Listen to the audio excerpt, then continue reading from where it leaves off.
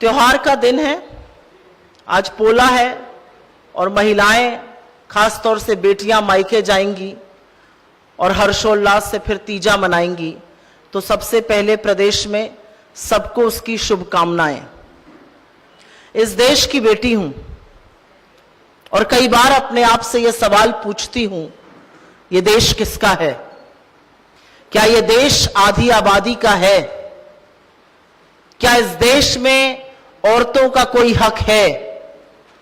क्या इस देश में खेत में काम करने वाली अनपढ़ मजदूर, स्कूल की नाबालिग बच्ची, दफ्तर में काम करने वाली महिला, बस में चढ़ने वाली गृहिणी और यहां तक कि अस्पताल तक में कार्यरत एक डॉक्टर सुरक्षित है?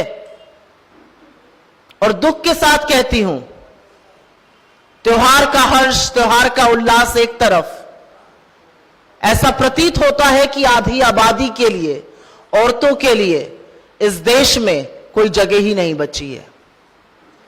आज पूरा देश आक्रोशित है, आज पूरा देश आंदोलित है और होना भी चाहिए। जिस तरह की जघन्य घटना बंगाल में हुई,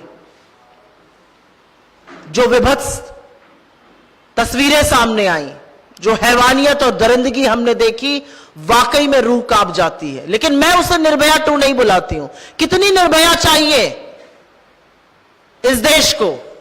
कितनी निर्भयाओं की कुर्बानी होगी जब यह देश जागेगा, जब सत्ता का संरक्षण खत्म होगा? मैं सिहर उठती हूं जब मैं बदलापुर के बारे में पढ़ती हूं। मैं वहां गई, 2 छोटी 4 साल की बच्चियों का यौन शोषण और उस पर लीपापोती की कोशिश, और इससे अछूता आपका छत्तीसगढ़ भी नहीं है।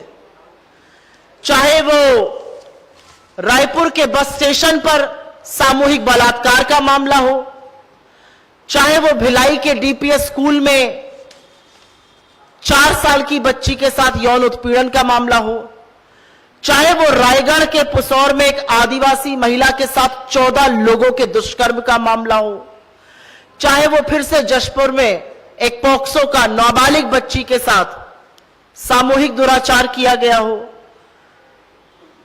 कोंडा गांव में एक महिला के साथ जो दुष्कर्म किए गए, सामूहिक दुष्कर्म, छत्तीसगढ़ भी इससे अछूता नहीं है। किसी भी महिला के खिलाफ उत्पीड़न, उसका शोषण, उसके खिलाफ बलात्कार का मामला पूरे आधी आबादी के खिलाफ का मामला है। और यह सभ्य समाज पर धब्बा है, आप लोगों पर धब्बा है, पुरुषों तक पर धब्बा है। धब्बा इसलिए क्योंकि आपके घर में बेटियां हैं, बहन है, पत्नी है, मां है। लेकिन सरकारें उसके बाद क्या करती हैं? कलंकित दुर्घटनाएं होती हैं, फिर सरकार क्या करती है? सरकार दुराचारी को बचाने में जुट जाती है, सरकार लीपापोती में जुट जाती है, सरकार रायपुर के सामूहिक बलात्कार को कहेगी यह एक व्यक्ति द्वारा किया बलात्कार है, यह गैंग रेप नहीं है। 20-20 दिन तक कोंडा गांव में एफआईआर नहीं लिखी जाती है। लोग आंदोलित होते हैं, लोग सड़कों पर आते हैं। बदलापुर में 500 लोगों को रेल पटरी को जाम करना पड़ा, तब 5 दिन बाद जाकर आरोपी गिरफ्तार हुआ और 24 घंटे बाद एफआईआर लिखी गई। तो सरकारें क्या करती हैं? सरकारें किसके साथ खड़ी रहती हैं?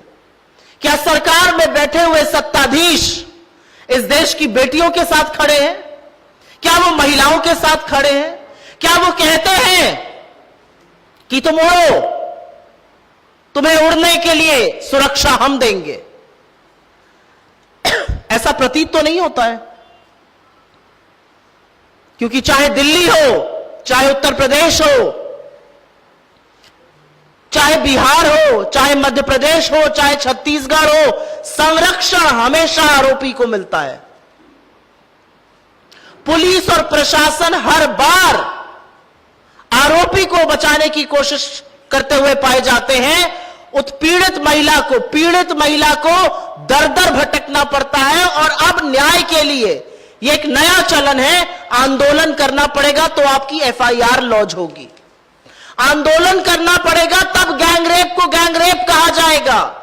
जब तक मीडिया मुखरता से नहीं उठाएगा, आपकी कोई सुनवाई नहीं है। जब तक विपक्ष सड़कों पे नहीं उतरेगा, सोए हुए सत्ताधीशों के कान पर जूं नहीं रेंगेगी। और ये क्यों हो रहा है? कहां से आता है इन मनबड़ लफंगों को यह हौसला कि ये देश की आधी आबादी के साथ ये हैवानियत करते हैं? कहां से आता है ये संरक्षण? क्योंकि इनको पता है कि इनको न पुलिस का, न प्रशासन का, न कानून का रत्ती भर डर है। इनको पता है इनको बचाने वाला कोई ऊपर बैठा हुआ है। एक आदमी सांसद रहते हुए इस देश की सबसे होनहार बेटियों का यौन उत्पीड़न करता है। संरक्षण किसे मिलता है?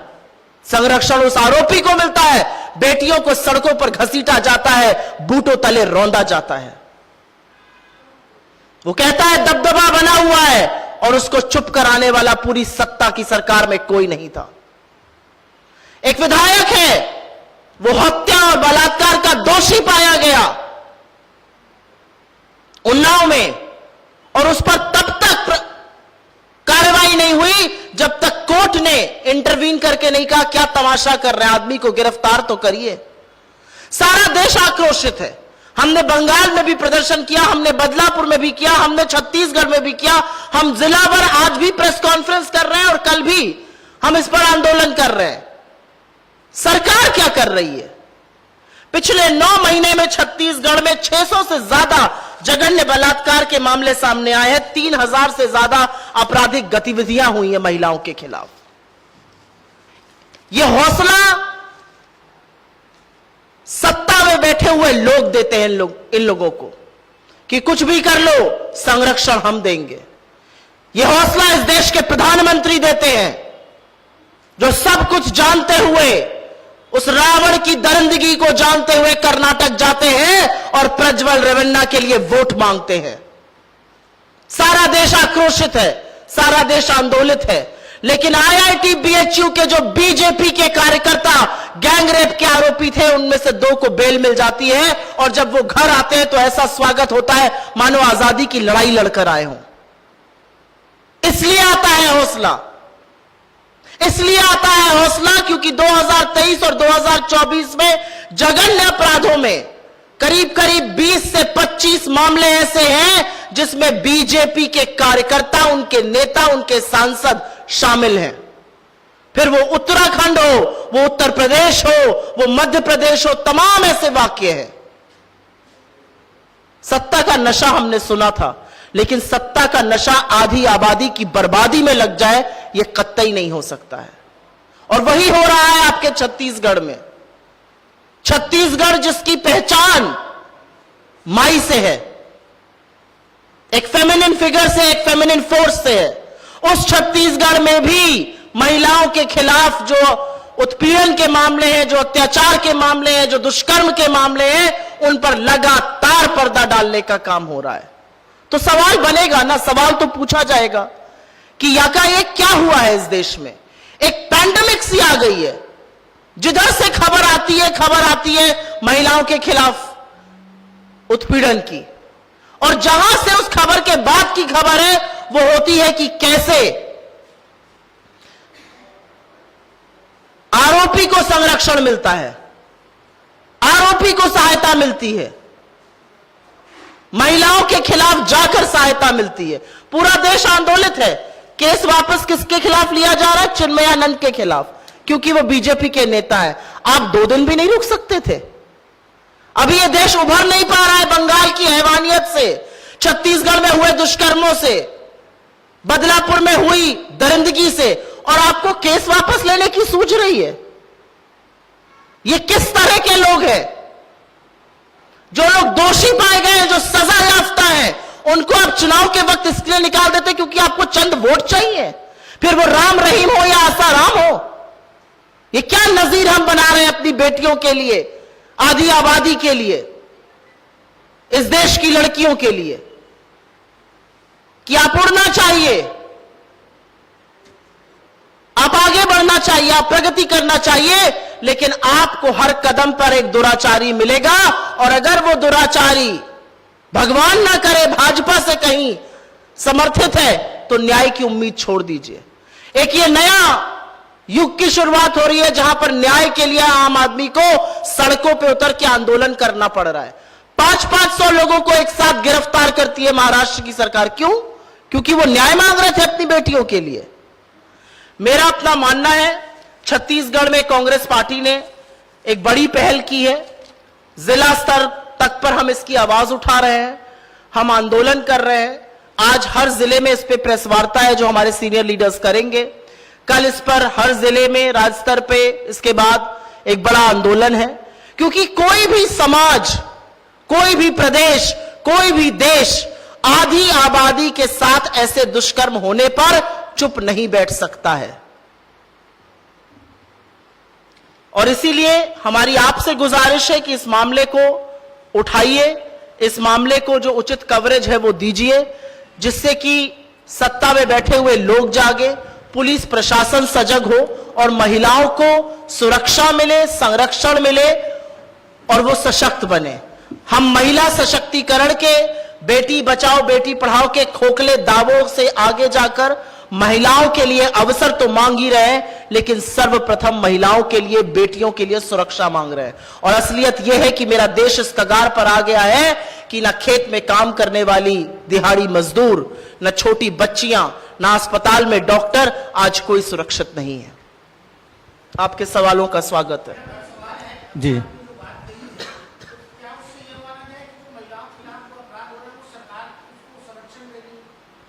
आपने मेरी पूरी प्रेस वार्ता सुनी, मुझे लगता है मैं करीब 10 मिनट बोली।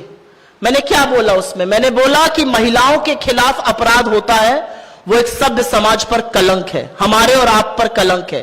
उसके बाद सरकार क्या करती है वो न्याय प्रतिबिंबित करता है।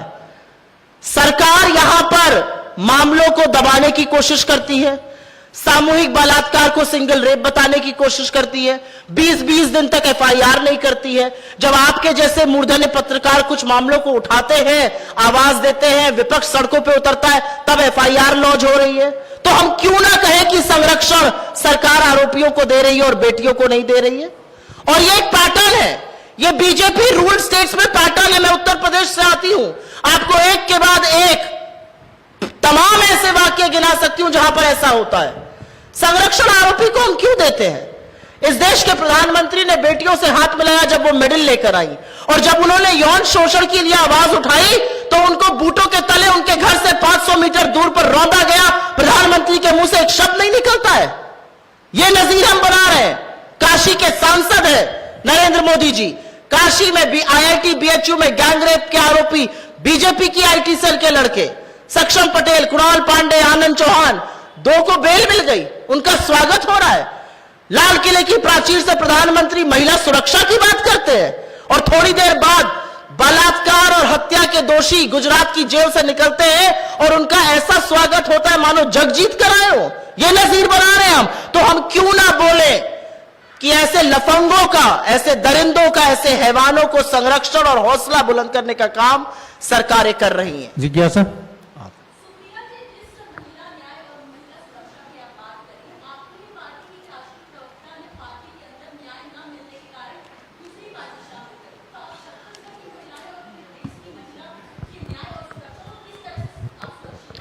मैं शुक्रगुजार हूं कि आपने यह सवाल पूछा। मैं एक्सपेक्ट कर रही थी कि कोई पूछेगा। मैं छत्तीसगढ़ में हूं आज। आप अपनी ऑर्गेनाइजेशन किसी चैनल से होंगी आप, या न्यूज़पेपर से होंगी। अगर आपके साथ कुछ गलत होता है जो आपको लगता है कि गलत हुआ और वो जांच के बाद ही तय होगा, तो आप सबसे पहले किसके पास जाइएगा? आप अपनी ऑर्गेनाइजेशन में जाइएगा, आप अपने हेड के पास जाइएगा, आप अपने एडिटर के पास जाइएगा, शिफ्ट एडिटर के पास जाइएगा। बहुत आप आक्रोशित होंगी, कुछ कोई नहीं कर रहा होगा, तो आप पुलिस के पास जाइएगा। लेकिन आप अपने कंपेटिटर चैनल के पास नहीं जाइएगा। आपकी शिकायतें थी, आपको कांग्रेस में उठानी चाहिए थी, अपने हक की लड़ाई लड़नी चाहिए थी। आपको लग रहा था कांग्रेस कुछ नहीं कर रही, आप पुलिस के पास जाती, आप बीजेपी के पास जाती, और मैं उस सवाल का जवाब दूंगी? कतई नहीं दूंगी, क्योंकि यह आपकी मंशा पर सवाल खड़े कर देता है। जी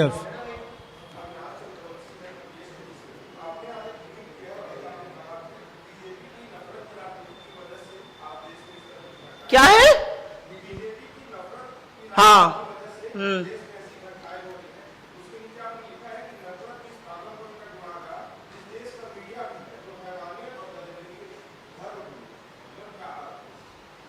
ऐसा लगता है, मैं खुद मीडिया से आती हूं तो मीडिया को दो चार बातें खरी खोटी थोड़े हक से सुना सकती हूं, क्योंकि आप ही के बीच से आई हूं। शायद अगर आपके बीच से ना आती तो थोड़ा संकोच करती सुनाने में, पर क्योंकि कई बार माइक के उस तरफ बैठी हूं तो मैं थोड़ा तल्ख बोल देती हूं। इस देश में जो हो रहा है, इस देश में महिलाओं के खिलाफ, दलितों के खिलाफ, आदिवासियों के खिलाफ, पिछड़ों के खिलाफ, अल्पसंख्यकों के खिलाफ जिस तरह का एक माहौल है, जिस तरह का डर और आतंक का माहौल बनाया जाता है, उसमें बीजेपी 100% जिम्मेदार है। नफरत की राजनीति जिम्मेदार है, संरक्षण जिम्मेदार है, लेकिन गुनाहगार मीडिया भी है। क्यों मीडिया हैवानियत और दरिंदगी में धर्म ढूंढता है। मीडिया चुनावी मंच से एक पर्टिकुलर वर्ग के खिलाफ जहर उगलते प्रधानमंत्री, मुजरा और मंगलसूत्र बोलते नरेंद्र मोदी को आईना नहीं दिखाता है। और यह मीडिया की जिम्मेदारी है। आप लोकतंत्र का चौथा स्तंभ है। आपके बिना लोकतंत्र पूरा नहीं है। आपके बिना सवाल नहीं पूछे जाते हैं। आपके बिना खौफ नहीं है सत्ता को। बेखौफ सत्ता और बेधड़क सत्ता लोगों के खिलाफ होती है।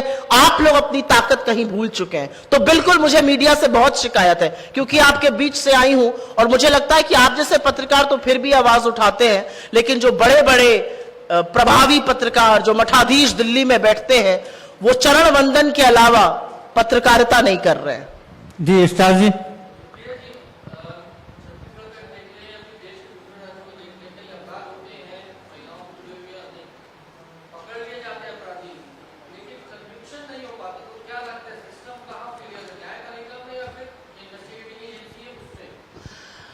कई स्तर पर फेलियर है सिस्टम।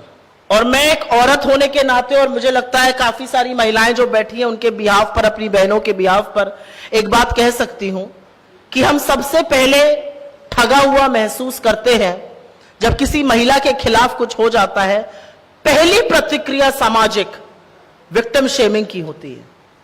मैंने हाथरस को बहुत पास से देखा है और मैंने हाथरस पे कम से कम नहीं तो 100 डिबेट किए हैं, और 100 डिबेट में बीजेपी के प्रवक्ता और सूचना सलाहकारों की मंडली और पुलिस के अधिकारी और सारी ब्यूरोक्रेसी बैठकर कहती थी, जो आज आपके छत्तीसगढ़ में हो रहा है, नहीं नहीं रेप तो हुआ ही नहीं है, विक्टिम शेमिंग, वो लड़की खेत में क्या करने गई थी। मुझे लगता है जिस तरह का सामाजिक आक्रोश होना चाहिए वो नहीं होता है। और मैं इस बात से आपकी 100% सहमत हूं कि शायद फास्ट ट्रैक कोर्ट्स उस तरह से काम नहीं कर पा रहे हैं जो हमारी आशा थी। मुझे लगता है निर्भया के बाद कानून में बड़ा बदलाव आया, कानून बहुत सख्त है, लेकिन उसका पालन नहीं हो रहा है। अगर साक्ष्य मिटाने का काम, अगर संरक्षण का काम एजेंसीज करने लगेंगी तो कैसे प्रूफ होगा। और एक बात यह है, 100 बात की एक बात यह है, जब एक औरत के साथ ऐसा कुछ होता है तो वो पहले ही पीड़ित है, और उसके बाद उसको लड़ना एक दुराचारी से नहीं है, उसको लड़ना पूरी सरकार से है, पूरे सिस्टम से है, पूरी प्रणाली से है, पूरी एजेंसी से है। इस देश में जो हमारी होनहार बेटियां मेडल लेकर आई, उनसे ज्यादा सशक्त तो शायद कोई औरतें नहीं रही होंगी। वो तो हर पोस्टर पर थी, प्रधानमंत्री उनको अपने घर की लड़कियां कहते थे। और जब उन्होंने आरोप लगाया तो उनके साथ क्या हुआ, उनको किस किस से लड़ना पड़ा। उनको अमित शाह की पुलिस से लड़ना पड़ा, उनको उस दबंग से लड़ना पड़ा, उनको सरकार से लड़ना पड़ा, उनको उस मीडिया से लड़ना पड़ा जिसने कहा ये राजनीति कर रही है। मुझे ऐसा लगता है कि न्याय, the abortion of justice happens at every step, and for any civil society that is the biggest travesty of them all. Khushboo ji.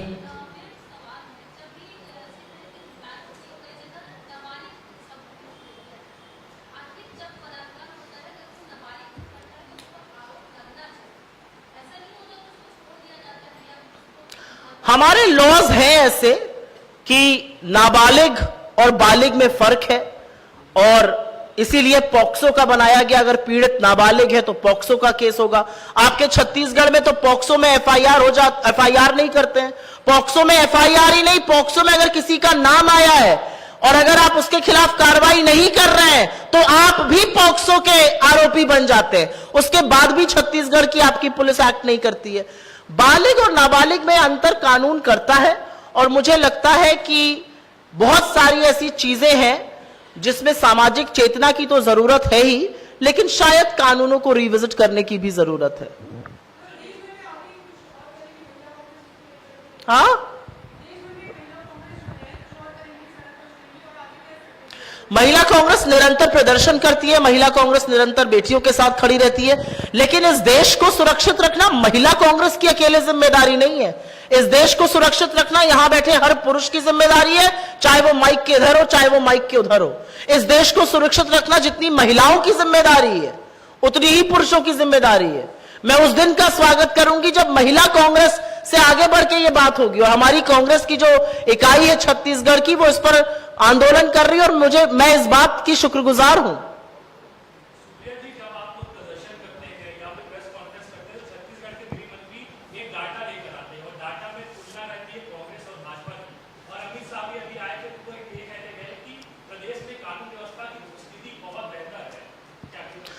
Amit Shah ji amnesia का शिकार हैं। अमित शाह जी सेलेक्टिव डेटा का शिकार हैं पढ़ने के। अमित शाह जी इस देश के सबसे विफल गृह मंत्री हैं। अमित शाह जी की नाक के नीचे इस देश में मणिपुर पौने 2 साल से जल रहा है। अमित शाह जी की नाक के नीचे बड़ी बड़ी जलेबियां छानना और लच्छेदार बातें अगर छोड़ दीजिए तो बीजेपी की इतनी हैसियत नहीं थी कि श्रीनगर में अनंतनाग, राजौरी, श्रीनगर और बारामूला की लोकसभा सीटों पर लड़ ले। अमित शाह की नाक के नीचे कर्नाटक और महाराष्ट्र में द्वंद्व मचा था, हमारी सरकार बनी, शांति बहाल हो रही है। अमित शाह की नाक के नीचे मिजोरम और असम में गोलियां चल रही थी। अमित शाह की नाक के नीचे पिछले 80 दिनों में, सरकार को बने करीब 80-81 दिन हुए हैं, 21 आतंकी हमले इस देश में हुए हैं, और अमित शाह और नरेंद्र मोदी उस पर शब्द नहीं बोलते हैं। आंकड़ों की एक खासियत होती है, आंकड़ों को आप अपनी तरह से अगर इंटरप्रेट करने लगिएगा तो हे राम जी जगत बना ही नहीं है, कुछ हुआ ही नहीं है, लेकिन हुआ तो है। ये जो सारे मैंने रायगढ़ से लेके कोंडा गांव और रायपुर जैसी जगहों का वर्णन किया है, ये हरकतें तो हुई हैं, ये दरिंदगी तो हुई है, तो इस पर क्या ये कहकर पर्दा डाल दिया जाएगा कि ये आंकड़ा फलाने आंकड़े से मैच नहीं करता है। धन्यवाद। और जब सत्ताएं आंकड़ों का सहारा लेकर गलत को सही ठहराने लगे तो समझ जाइए वो पाप की भागीदार है।